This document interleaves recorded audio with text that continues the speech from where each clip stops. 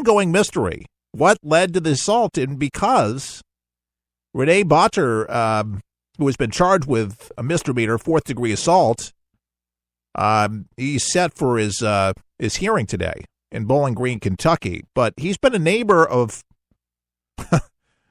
of Rand Paul for 17 years in a gated community. 17 years. I mean, they knew each other. I don't know how, palsy-wowsy they were with each other, but what set this guy off to break six? I mean, that's a lot of ribs, man. I mean, tackled him down to the ground. I mean, he must have given him a hell of a bear hug. That's a lot of rib. I mean, some people are soft. I mean, the senator doesn't look like he works out. But some people's bones are just frail than others, but it must have been a hell of a job. I mean, 17 years? I mean, is it political? Did his dog dump on his yard? I mean, I'm just, there's really not a lot of information out about this. But people are trying to put this all together. I guess maybe we'll learn more about when this gentleman goes to court to ask why he did it, because a lot of people just don't know. It's a mystery. Nobody really knows. But today, we might just find out. Rand Paul was writing on his Twitter that he suffered from these rib injuries that really hurt like, the Dickens. And a friend of Paul says that the senator was tackled from behind, like I just mentioned, and slammed to the ground. Tackled and slammed like he was some football player. I mean, this guy clearly was pissed off. Was it a bill that he didn't stand for? Was it something to do with the lawnmower? Maybe it was the lawnmower. Some people, their nerves are afraid, it's at the weekend. Maybe it was too early in the morning that he was mowing and pissed off the neighbor. And he's like, I'm trying to sleep. I'm trying to enjoy my morning, and this guy's mowing his yard, and look who it is. That's Senator. I mean, you didn't put two and two together to say this guy's a sitting senator? And God, if I do this and I tackle this guy, I mean, I might be put away. I'm sure it's the talk of the town. I mean, it's the talk of the nation, but the talk of the town in Bowling Green, it's kind of a small place. I mean, everybody kind of knows each other. But what a freaky thing here. It's scary, really. And this is a neighbor. This is not just a stranger to come and do something like this. I mean, this is bizarre. Like I say, Rand Paul's neighbor of 17 years in court today to maybe explain himself as to what was going on. His name is Rene Botter, and again, charged with misdemeanor, fourth-degree assault. And he'll be telling it to the judge. And you better believe we're going to tell you what was said. I feel sorry for the senator. How scary. I mean, geez, you tackle him, you slam someone. I mean, this guy apparently meant business. And and Rand's wife saw the whole thing out the window. Double scary. Do you shop at Walmart? A lot of Americans do. And looking for deals. And Walmart is hoping to tempt shoppers like you with online deals before Black Friday. It's the beginning of some online deals, from what I understand here. Today, there's plans to offer most of its Black Friday deals online starting at noon Eastern. On Thanksgiving, stores will be open all day on Thanksgiving with the deals available there at 6 p.m. local time. So let me make this clear. It's going to begin some online deals Thursday and plans to offer most of its Black Friday deals online starting 12:01 Eastern time on Thanksgiving. So today and then Thanksgiving at 12:01 a.m., Stores will be open all day on Thanksgiving with the deals available there at 6 p.m. So if you work at Walmart, know somebody that works at Walmart, yeah, does Walmart ever close? Yeah, for storms, right? But there is the 24-hour Walmarts. Yeah, there's some in the area. Yeah, Tampa has one. Yeah, there's people, it's got different shifts and stuff like that. People need food. You can buy just about anything at Walmart, really. I go to Target, go to Walmart occasionally. But it's interesting. But they're adding a color-coded map of store departments on its circulars in hopes of making it easier for customers to find items, because you can't usually find an associate, somebody that actually can point you in the right direction. And then even if they do point you in the right directions, you get lost. But then you eventually find it. It's very difficult to find somebody that actually has product knowledge. But thank goodness, because of the internet, now with their color codes, you'll be able to find these departments, because apparently signage is not working too well. Retailers trying to strike a balance between online and in-store deals as shoppers are using both. Target also plans, we mentioned Target, to offer Black Friday deals online, and they too, starting Thanksgiving morning, but its stores won't open until 6 p.m. That's Target for the Black Friday deal. So remember that, Target or Target, whatever you call it, 6 p.m. on Thanksgiving. Best Buy stores will open at 5 p.m. Best Buy at 5 p.m. on Thanksgiving and stay open until 1 a.m. on Friday. So Best Buy, they really do have some deals. And that's a store that I like. They got appliances. They got everything. Best Buy is fun. Computers, tablets, music, movies, all the latest technology and all that other stuff. Yeah, really sharp. But, check online, too. I'm sure they'll have some online deals. Charlie Sheen, are you a big fan? Here comes another allegation. And Charlie Sheen is denying reports, claiming that he sexually assaulted another actor, a 13-year-old. Oh, yeah, here we go. I know, more.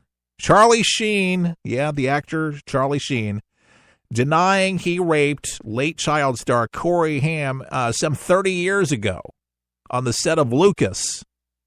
A claim Ham's friend and fellow actor Dominic Barsica made in an explosive National Enquirer report. Charlie Sheen categorically denies these allegations. A representative for Sheen was telling The Hollywood Reporter. Barsica claimed that to the tabloid, Ham told me to had sex with Sheen when they filmed Lucas. He told me that they smoked pot and had sex. He said that he had anal sex, and then Ham said after it happened, Sheen became very cold and rejected him. When Corey wanted to fool around again, Charlie was not interested. And Ham would have been 13 during the filming of Lucas, and Sheen would have been about 20. Pretty disgusting, actually. So anyways, Fox News reached out to Barsica, who claimed the interview he gave to the Enquirer about Ham and stood by his story. Ham died March 10th, 2010, diffuse something to do with pneumonia. I guess he was only 38 years old. And Ham started several films with fellow child star Corey Feldman when he was young, and the two were known as in the industry as the Coreys. So here's another sexual allegation 30 years ago. So I don't know if Charlie can shake this one, but I told you. I mean, these people coming out of the woodwork. And there's more and more each and every day that we're learning. People are getting bolder, more confident that they can go ahead and tell their stories, because I'm telling you, people carry the stuff around like old luggage, and it doesn't feel good. And I think people just want to get off their chest and been embarrassed, but now they see big names coming out. They're coming out, too, with their stories, and I guess there's some psychology to it.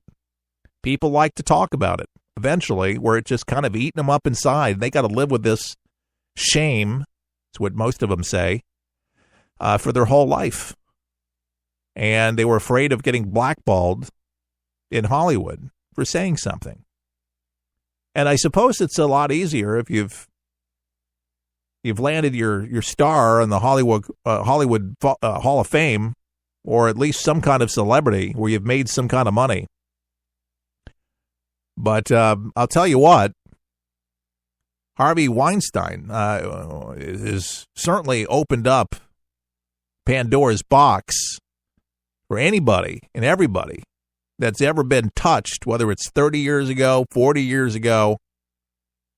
People are coming out and telling their stories, and hopefully, again, something good comes out of it where people think twice about getting involved with people at work, assaulting people in the workplace, pushing themselves on them, promising things, and that's Hollywood's been doing this for decades. Oh, so you want to be on the show? Come here, honey. What's your phone number? Where do you live? I'll come over a little bit later on. Yeah, it's been going on for a long time. Most people knew. Most people winked. Wink, wink, wink, wink. That's why we've been calling it Holly Weird for so long. By the way, Pope Francis, not a big advocate, apparently, for cigarettes. Pope Francis is saying just no to cigarettes. He said, and just say no. They've been making money off the sales of cigarettes. I'm serious. The Vatican has been selling cigarettes for a long time. But they announced today that it would no longer sell cigarettes to its employees in its duty-free shop and supermarket, giving up its estimated 10 million euros, 11 million a year in profits. No more cigarettes at the Vatican. The Vatican said Francis took the decision because the Holy See cannot contribute to an activity that clearly damages the health of people. A statement cited World Health Organization data found that smoking is the cause of more than 7 million deaths annually around the globe. That's a lot of deaths, folks. My dad actually added to that number at age 50 in 1995. And he was a big smoker. Pack and a half, two packs of Benson and Hedges. That was his favorite brand. People don't realize about the cigarettes, besides damaging your lungs and your heart and all that stuff, it actually damages your arteries. It actually cakes your arteries up, clogs them up, narrows your arteries, and causes plaque in your heart and your arteries. Plaque buildup from smoking. My mother-in-law, all her health problems exacerbated. So if you have health problems already, and you're smoking on top of that, drinking on top of it, it's like insult to injury. I know, don't talk about my drinking. Just leave it to one thing, at least just the cigarettes. But I'm telling you, anybody that smokes, they don't like to hear this stuff. You think it would be enough for my brother, my younger brother, that had a heart attack 3 years ago, to stop it. He still smokes cigarettes. He says, I just don't smoke as much. And I'm thinking, as much? Every time I talk to him, I swear I hear the lighter lighting up 2-3 times during a conversation of 20 minutes. I mean, were you smoking 3 packs? Major heart attack. We're not talking a little teeny one. I guess any of them are major, but it did a lot of damage. This particular one, he's on statins and all sorts of things, but I guess he's thinking about getting hypnotized to get off the cigarettes. And I know it's a ball and chain, and I used to smoke. I used to pick up my dad's cigarettes when I was 7. And smoked all the way up until I was 18. I've told this story before, so if you're a longtime listener, you know this. But occasionally, I will tell a story, and this is a true story about my cigarette smoking.